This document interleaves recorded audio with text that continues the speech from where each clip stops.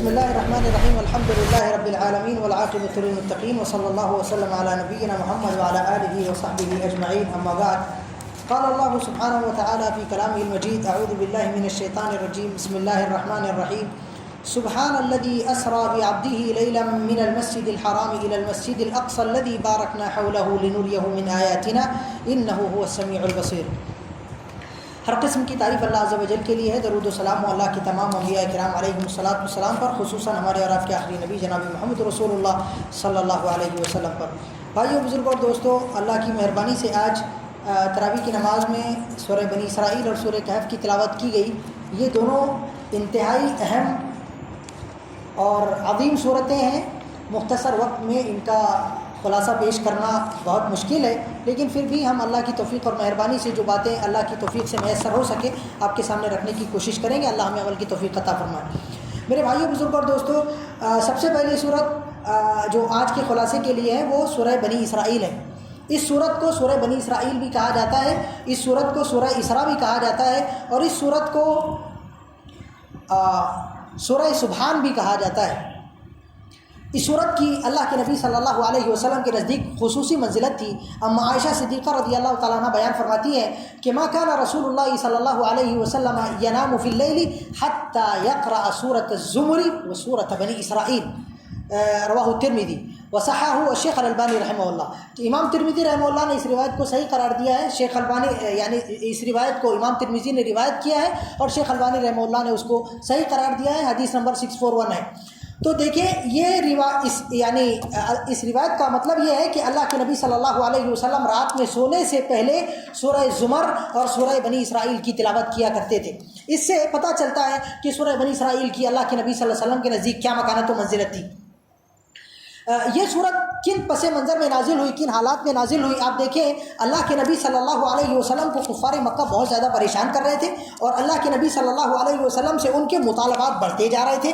اللہ رب العالمین اس کے اندر ان کے بعض مطالبات ذکر فرماتا ہے۔ اللہ فرماتا ہے وَقَالُوا لَن نُؤْمِنَ لَكَ حَتَّى تَفْجُرَ لَنَا مِنَ الْأَرْضِ يَنبُوعًا۔ انہوں نے کہا کہ ہم تم پر اس وقت تک ایمان نہیں لائیں گے جب تک کہ تم زمین سے ہمارے لیے چشمہ نہ ابالو، اور کہا او تکون لک جنت من نخیل وعنب فتفجر الانہار خلالها تفجیرا، یا تو تمہارا کھجور کا یا انگوروں کا باغ ہونا چاہیے جس کے جھاڑوں کے نیچے سے نہریں بہہ رہی ہو، اور یا تو او تسقط السماء كما زعمت علینا کسفا، یا تو تم آسمان کا ٹکڑا ہمارے اوپر برساؤ، او تأتی باللہ والملائکۃ قبیلا، اور یا تو تم اللہ کو لے کے آ جاؤ یا فرشتوں کو فوج در فوج اور صف در صف ہمارے سامنے لا کر کھڑا کرو، او یکون لک بیت من زخرف او ترقی فی السماء، یا تو تمہارا بہت مزین مزخرف ہیرے اور جواہرات سے بنا ہوا گھر ہونا چاہیے، اور یا تو تم ہم کو آسمان میں چڑھتے ہوئے دکھائی دینا چاہیے۔ ایسے بہت سارے مطالبات انہوں نے اللہ کے نبی صلی اللہ علیہ وسلم سے معجزات کے کیے۔ اللہ رب العالمین نے کہا ٹھیک ہے، ان کو معجزات چاہیے، ہم معجزہ دے رہے ہیں۔ اب یہاں اللہ رب العالمین نے ان کے مطالبے کے نتیجے میں 2 معجزے دیے۔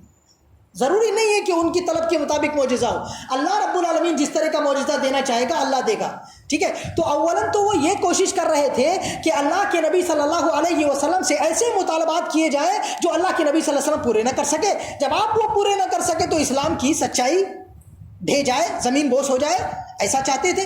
دوسرا، وہ اللہ کے نبی صلی اللہ علیہ وسلم کے سلسلے میں اس بات کی کوشش کر رہے تھے کہ اللہ کے نبی صلی اللہ علیہ وسلم کو یا تو قتل کر کے روئے زمین سے آپ کا صفایا کر دے، اور یا تو اللہ کے نبی صلی اللہ علیہ وسلم کو اتنا پریشان کرے کہ آپ مکہ سے نکلنے پر مجبور ہو جائے۔ چنانچہ ہجرت کا ذکر اللہ رب العالمین نے سورہ بنی اسرائیل کے اندر کیا۔ اللہ رب العالمین نے فرمایا وَقُلْ رَبِّ أَدْخِلْنِي مُدْخَلَ صِدْقٍ وَأَخْرِجْنِي مُخْرَجَ صِدْقٍ وَاجْعَلْ لِي مِن لَّدُنكَ سُلْطَانًا نَّصِيرًا۔ یہاں اور ایک اور آیت کے اندر اللہ رب العالمین نے ذکر کیا کہ وَإِذَا قَرَأْتَ الْقُرْآنَ جَعَلْنَا بَيْنَكَ وَبَيْنَ الَّذِينَ لَا يُؤْمِنُونَ بِالْآخِرَةِ حِجَابًا مَّسْتُورًا۔ یعنی جب آپ اللہ کے نبی صلی اللہ علیہ وسلم مکہ سے ہجرت کر رہے تھے، اپنے گھر کے باہر کفار مکہ پورے موجود تھے، اللہ کے نبی صلی اللہ علیہ وسلم قرآن پڑھتے ہوئے ان کے سروں پر مٹی ڈالتے ہوئے نکل گئے۔ اللہ رب العالمین نے یہاں کفار مکہ کی دونوں کوششیں، مانوی کوششیں اللہ کے نبی صلی اللہ علیہ وسلم کی دعوت کو ہزیمت دینے کی، اور اللہ کے نبی صلی اللہ علیہ وسلم کو قتل کرنے کی ظاہری کوششیں دونوں ذکر کی۔ اس کے بعد میں اللہ کے نبی صلی اللہ علیہ وسلم کو دونوں معجزات اللہ رب العالمین نے عطا فرمائے۔ چنانچہ اللہ رب العالمین نے محمد صلی اللہ علیہ وسلم کو کہا کہ دیکھو ہم آپ کو اسراء اور معراج کا معجزہ دے رہے ہیں۔ جس کے اندر سفر ہے. میرے بھائیوں سفر کو آپ ہین لین مت سمجھیے. سفر کو اللہ رب العالمین نے ایک مدرسہ بنایا ہے. اب آپ دیکھیں اللہ رب العالمین نے رسول اللہ صلی اللہ علیہ وسلم کو مکہ سے لے کر کے بیت المقدس تک کا سفر کروایا, اور بیت المقدس سے لے کر کے ساتوں آسمان اور پھر جنتوں کا اور جہنم کا اللہ رب العالمین نے سفر کروایا. اور اس سفر میں اللہ رب العالمین نے محمد صلی اللہ علیہ وسلم کو بہت سارے ہدایے بھی دیے, تحائف بھی دیے, اور بہت ساری نعمتیں بھی دی, اور بہت سارے دروس و اسباق بھی دیے. اور اسی اللہ رب العالمین نے سفر اسراء و معراج کو اللہ کے نبی صلی اللہ علیہ وسلم کی نبوت کی صداقت کی اور اللہ عز و جل کے الہ ہونے کی دلیل و نشانی اور آیت بھی بنا دیا. اب آپ دیکھیں ایسے ہی اللہ رب العالمین نے اس صورت اور یہ کہا گویا اسراء اور معراج کا واقعہ دے کر کے کہ محمد صلی اللہ علیہ وسلم آپ کو اگر کچھ دنوں بعد یہ کفار آپ کے مکہ سے نکلنے پہ مجبور کر دے تو ڈرنے کی ضرورت نہیں ہے. سفر میں خیر ہی خیر ہے. آپ اگر یہاں سے نکلیں گے تو آپ انشاءاللہ العزیز باذن اللہ اتنی پیاری جگہ جائیں گے کہ جہاں پہ اسلام کو قوت ملے گی, مسلمانوں کو غلبہ ملے گا. آپ اس سفر سے گھبرائیے نہیں.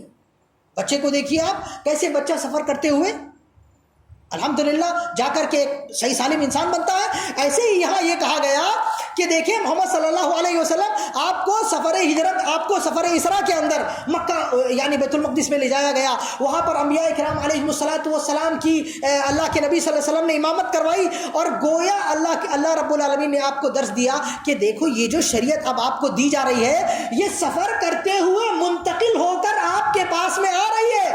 اگر یہ صرف ایک قوم کے اندر, ایک قبیلے کے اندر, ایک جماعت کے اندر, ایک زمانے کے اندر محدود رہ جاتی تو یہ تغیر کا شکار ہو جاتی. لیکن ہم نے اس کو بدلا ہے, یعنی ہم نے اس کو زمانے در زمانے, سفر در سفر کراتے ہوئے آپ تک کے لایا ہے. اب آپ کی اور آپ کی امت کی یہ ذمہ داری ہے کہ کیا کریں, اس کو اٹھائیں اور اس کو لوگوں تک پہنچائیں. تو میرے بھائیو بزرگ اور دوستو, پہلا جو اللہ رب العالمین نے معجزہ رسول اللہ صلی اللہ علیہ وسلم کو اس صورت کے اندر عطا فرمایا وہ تھا اسراء کا اور معراج کا.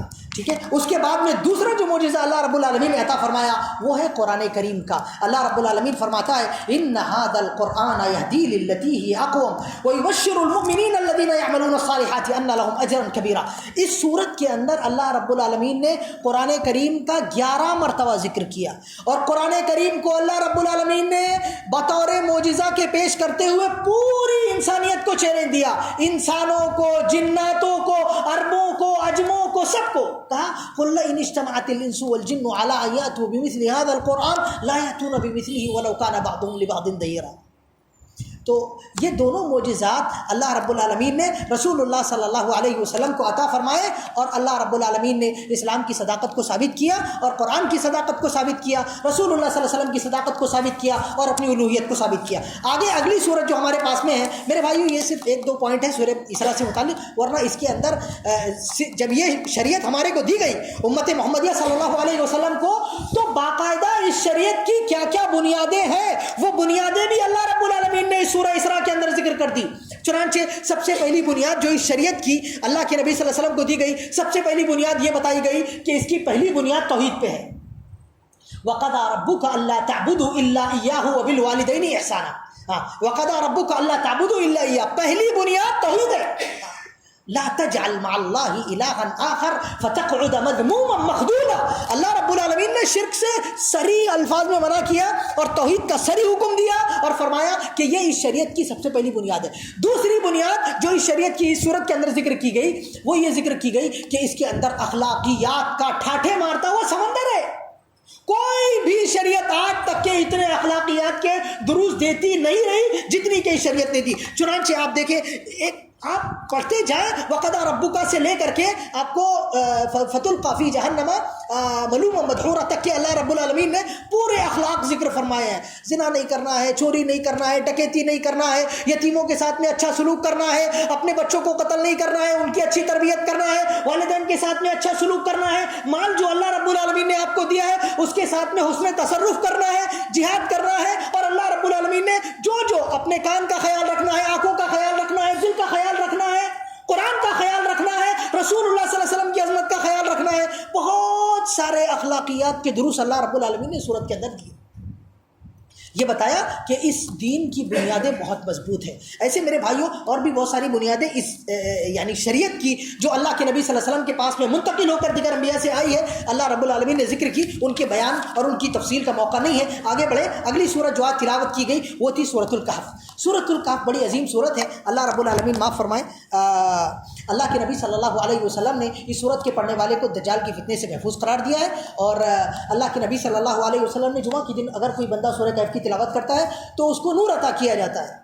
جہاں سے وہ پڑھے گا وہاں سے لے کر کے بیت المقدس تک کا نور اللہ رب العالمین اس کو عطا فرماتا ہے. اور اس نور کا اندازہ اس کو یہ سورج اور چاند کے بجھ جانے سے پہلے نہیں ہوگا. سورج چاند سے بجھ جائیں گے, نور دنیا کے اندر سے ختم ہو جائے گا اور صرف عمل کا نور انسان کا باقی رہے گا. اس ٹائم اس کو نظر آئے گا کہ یار واقعی میں یہ کیا نور تھا. لہٰذا اس نور کو ہر ہفتے حاصل کیجیے آپ, بہت بڑا نور ہے یہ. اور دیکھیں یہ سورت اللہ کے نبی صلی اللہ علیہ وسلم پر اللہ رب العالمین نے اس وقت نازل فرمائی جبکہ کفار مکہ نے 2-3 آدمیوں کو مدینہ کے یہودیوں کے پاس میں بھیجا اور بولا کہ یہ جو محمد ہمارے پاس میں دین کر رہا ہے, بھلا بتاؤ کہ اس کا دین سچا ہے کیا؟ کچھ ایسی چیزیں دو کہ ہم اس کو پوچھیں اور یہ جواب نہ دے پائے, اور ہمارا جو کفار مکہ کا ہمارا جو قریش کا دین ہے وہ غالب آ جائے. تو وہ یہودیوں کے پاس میں آئے تو یہودیوں نے کہا 3 سوالات پوچھو, 3 سوالات پوچھ لو, اگر جواب دے دیا تو سچا نبی ہے, دین سچا ہے, اگر جواب نہیں دیا تو سمجھ لو کہ بیکار آدمی ہے, دین بھی بیکار ہے. چنانچہ وہ 3 سوالات لے کے آئے. پہلا سوال یہ تھا کہ وہ نوجوان جو بادشاہ سے لڑ کے غار کے اندر چلے گئے تھے ان کا واقعہ کیا ہے بتاؤ. دوسرا سوال یہ تھا اصحاب الجنتین, صاحب الجنتین, 2 باغوں والا بندہ کون تھا, اس کا واقعہ کیا ہے بتاؤ. تیسرا سوال تھا وہ آدمی, وہ بادشاہ جس کو اللہ نے پوری دنیا پہ غلبہ اور تسلط دیا تھا, جو مشرق و مغرب میں گھوم کر لوگوں کو اصلاح کرتا تھا, وہ بندے کا واقعہ کیا ہے بتاؤ. اب محمد صلی اللہ علیہ وسلم سے جب یہ سوالات پوچھے گئے تو اللہ رب العالمین نے اس سورت کا نزول فرمایا. اور اس سورت کے اندر اللہ رب العالمین نے یہ قرآن کریم اور اسلام کی آفاقیت کو بتایا. چنانچہ اللہ رب العالمین نے 3 واقعات اس سورت کے اندر ذکر فرمائے, اور بلکہ کتنے 4 واقعات ذکر فرمائے, معاف کیجیے گا 4 واقعات اللہ رب العالمین نے سورت کے اندر ذکر فرمائے. جیسے گاڑی کے کتنے پہیے ہوتے ہیں, 4 پہیے, 4 پہیوں پہ گاڑی چلتی, ٹھیک ہے. 4 پہیے اللہ رب العالمین نے 4 واقعات کے ذریعے اللہ رب العالمین نے دین کے اس کے اندر ذکر فرمائے. اور ایک مجتمع کیسے چلتا ہے, کیسے ترقی پا سکتا ہے, اور اس کے عناصر کیا کیا ہے, پلرز کیا کیا ہے, اللہ رب العالمین نے اس صورت کے اندر بتا دیے. چنانچہ سب سے پہلا پلر جس کا خیال اور رعایت ہونا چاہیے وہ ہے معاشرہ, لوگ, پبلک. اور پبلک کی جڑ, بنیاد, اصل اور پبلک کی جو اس کو ہم بول سکتے ہیں چیدہ لوگ ہیں, وہ کون ہے؟ نوجوان. جو دنیا کے, جو معاشرے کے اندر جتنی مؤسسات چلتی ہے اس کے اندر خون کا کام کرتے ہیں. تو نوجوانوں کا اللہ رب العالمین نے, یعنی یہ پہلا چکا, ٹھیک ہے, پہلا چکا, پہلا محور, معاشرے کی پہلی بنیاد جو درست ہونا چاہیے, جس کے اندر کیا ہونا چاہیے, صبر ہونا چاہیے, ثبات ہونا چاہیے, جن کے اندر عزیمت ہونا چاہیے, اور جن کو ایک اچھا گائیڈنس ملنا چاہیے. کیا ہونا چاہیے؟ ان کو ایک اچھی حکومت ملنا چاہیے, اچھا ان کا بادشاہ ہونا چاہیے جو ان کی رہنمائی کر سکے, اور ان کے اندر تلطف ہونا چاہیے. یہ اللہ رب العالمین نے پہلی بنیاد ذکر کی. دوسری بنیاد اللہ رب العالمین نے جو ذکر کی وہ ہے مال. مال اگر نہیں ہوگا تو معاشرہ نہیں چلے گا. اب مال, جب اللہ رب العالمین نے دوسری بنیاد مال ذکر کی تو مال کے لیے کیا ہونا چاہیے بتایا کہ جس بندے کے پاس میں مال ہو اس کے اندر کبر نہیں ہونا چاہیے, غرور نہیں ہونا چاہیے, تکبر نہیں ہونا چاہیے, اور اس کا مال اس کے اندر طغیان پیدا نہ کرے, بلکہ وہ اپنے مال کو اللہ رب العالمین کے لیے جہاں جہاں خیر اور بھلائی کے راستے ہو سکتے وہاں وہ خرچ کرے, اور اللہ پر ایمان رکھے. اللہ پر ایمان کے بغیر یہ مال کی کوئی حیثیت نہیں ہے, اور اللہ کے راستے میں انفاق کے بغیر اس مال کی کوئی حیثیت نہیں ہے, کیونکہ دیا وہ مال اللہ ہی کا ہے. بات سمجھ آ رہی ہے آپ کو؟ اس کی مثال ایسی ہوگی جیسے کسی شخص نے 2 کلو 4 کلو گیہوں یا چاول آپ کے گھر میں بھیجے. اب آپ نے کیا کیا, اگلے دن اس 2 کلو کی ذرا سی بریانی بنائی اور اس کے بعد میں اسی بندے کے گھر میں بھیج دیا, تو آپ نے اس پر کوئی احسان کیا؟ اصل چاول تو اسی کا بھیجا ہوا ہے نا. تو آپ جب اللہ آپ کو دے رہا ہے تو آپ جو خرچ کر رہے ہیں اللہ ہی کو دے رہے ہیں, اللہ ہی کا مال ہے. وَلِلَّهِ مِيرَاثُ السَّمَاوَاتِ وَالْأَرْضِ. تو ہمیں یہ احساس نہیں ہونا چاہیے اللہ کے راستے میں مال خرچ کرتے ہوئے کہ ہم اللہ پر کوئی انعام کر رہے ہیں, احسان کر رہے ہیں. یہ اللہ رب العالمین نے یہاں پر شعور دیا. اور ایسے ہی تیسری چیز وہ ہے علم اور اہل علم. وہ اس کا ذکر اللہ رب العالمین نے حضرت موسیٰ اور حضرت خضر علیہ السلام کے قصے میں ذکر فرمایا، جس کے لیے سب سے زیادہ ضروری چیز ہے صبر ہونا۔ صبر اگر کسی بندے کے اندر نہیں ہوگا وہ علم کے راستے میں آگے نہیں بڑھ سکتا۔ ایسے ہی استاد کا ادب ہونا چاہیے، احترام ہونا چاہیے، استاد کی طرف سے آنے والی سختی اور شدت کو برداشت کرنا چاہیے، ٹھیک ہے، اور بھی بہت ساری چیزیں۔ یہ تیسرا پلر ہے۔ اور چوتھا پلر میرے بھائیوں بزرگوں اور دوستوں وہ ہے ایک سلطنت، ایک بادشاہ، ایک راس، ایک ہیڈ چلانے والا، اور اس کے اندر ہونا چاہیے عدل و انصاف ہونا چاہیے، تقویٰ ہونا چاہیے، اور لوگوں کے لیے خیر اور بھلائی کا جذبہ ہونا چاہیے۔ جگہ وہ بذاتے خود جا کر کے گھومے، ایسا نہیں ہے کہ جناب کرسی ڈال کے بیٹھ گئے اور اس کے بعد میں آؤ جی بتاؤ جی ہماری کو، نہیں، حضرت عمر ابن خطاب رضی اللہ تعالیٰ نے دورہ کرتے تھے۔ یہ بندہ دیکھیں ذوالقرنین، اللہ نے پوری دنیا میں بادشاہ دی تھی، پوری دنیا میں گھوم گھوم کے یہ بندہ خیر پھیلا رہا تھا۔ اللہ رب العالمین معاف فرمائے، یہ 4 بنیادیں اللہ رب العالمین نے معاشرے کی اصلاح کی اس کے اندر ذکر کی ہے۔ اگر ہم چاہتے ہیں ہمارا معاشرہ درست ہو جائے تو ہمیں ان کی اصلاح کی کوشش کرنی چاہیے۔ اللہ ہم سب کو نیک توفیق عطا فرمائے۔ میری بات لمبی ہوئی ہوگی، معاف کیجیے گا۔ واللہ اعلم بالصواب، وصلی اللہ وسلم محمد وعلی آلہ وصحبہ الحمد للہ رب العالمین۔ السلام علیکم ورحمۃ اللہ وبرکاتہ۔